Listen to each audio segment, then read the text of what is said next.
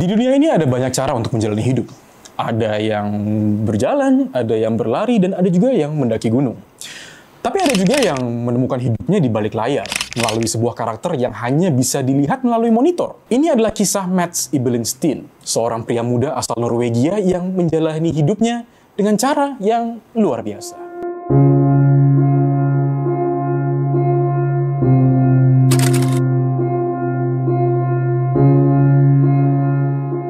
Mads Steen lahir pada tahun 1989 di Norwegia.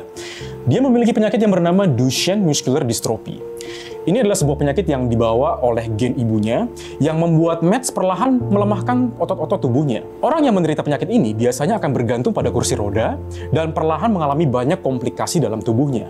Dan inilah yang terjadi pada Mads. Sebagai anak kecil, Mads penuh dengan tawa dan mimpi. Tapi seiring waktu, tubuhnya menjadi penjara. Aktivitas sederhana seperti berjalan atau bermain di luar ruangan itu menjadi semakin sulit. Hingga akhirnya ia harus mengandalkan kursi roda dan menghabiskan sebagian besar hidupnya di dalam rumah. Mads yang dulunya ceria, kini lebih suka menyendiri dan menarik diri dari sekitarnya. Di mata keluarganya, Mads kini terlihat seperti seorang antisosial yang lebih memilih bermain game daripada beraktivitas di luar ruangan.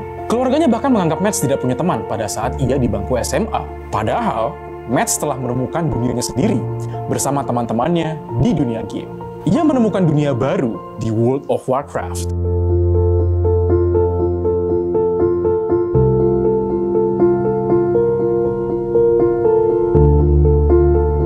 Sebuah game online yang menjadi tempat pelariannya sekaligus rumah kedua. Di sana, Mads menjadi Ibelin Redmoor, seorang paladin yang gagah dan kuat, anggota setia dari sebuah guild bernama Starlight. Ibelin bukan hanya sekedar karakter game. Dia adalah jiwa Mads sesungguhnya yang bebas, melintasi dunia virtual tanpa batas. Tapi di balik layar, Mads tetap merahasiakan penyakitnya ke rekan online-nya. Karena ia khawatir, jika teman-temannya tahu tentang kondisinya, ia akan diperlakukan dengan berbeda.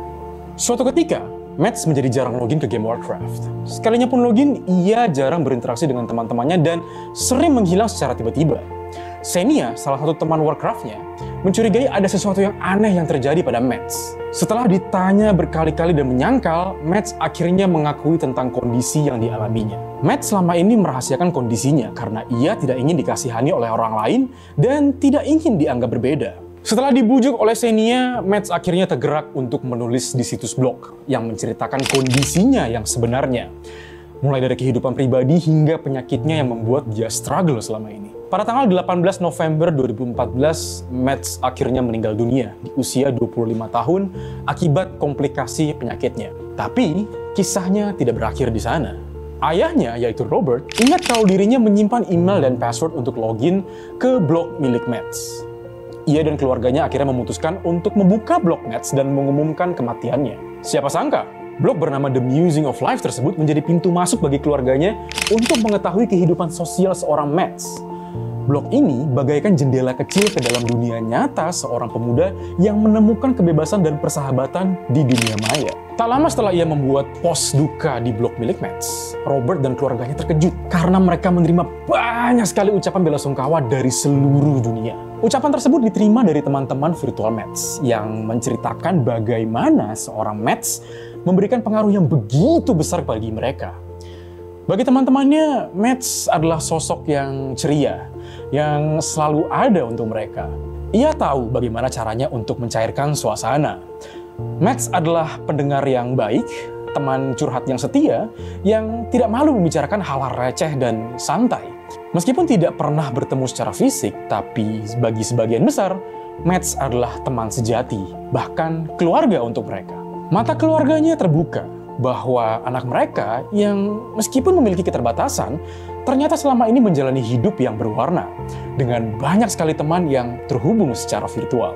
5 anggota Guild Starlight bahkan datang ke Oslo untuk menghadiri pemakamannya. Mereka tidak pernah bertemu Mads secara langsung, tetapi mereka tahu siapa Ibelin Redmoor. Bagi mereka yang tidak bisa hadir, Guild Starlight membuat upacara penghormatan di dalam game. Setiap tahun mereka berkumpul di lokasi yang sama untuk mengenang Mads dan karakter yang telah menyatukan mereka. Warisan Mads tidak berhenti sampai di teman-teman dan keluarganya.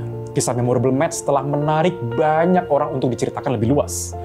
Salah satunya melalui sebuah film dokumenter yang berjudul The Remarkable Life of Ibelin yang tayang di Netflix pada tanggal 8 Maret 2024 lalu. Stasiun BBC bahkan memberinya julukan sebagai The Boy Who Lived a Secret Life in the World of Warcraft. Bagi sebagian orang, World of Warcraft adalah sebuah game untuk bersenang-senang. Tapi bagi Mads, Warcraft lebih dari itu. Warcraft baginya bukan sekedar game, tapi dunia untuk kabur dari realita, tempat bertemu dengan teman-teman baru, tempat Mads mendapatkan cinta pertamanya, tempat di mana Mads bisa menjadi dirinya sendiri tanpa batasan apapun. Bagi Mads, Warcraft adalah kehidupan kedua yang ia idam-idamkan. Mads mungkin telah pergi, tetapi warisannya tetap hidup.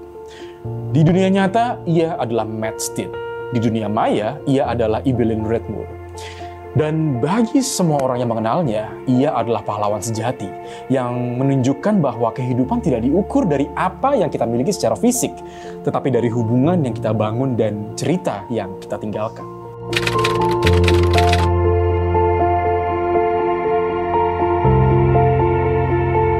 Bagaimana dengan kamu?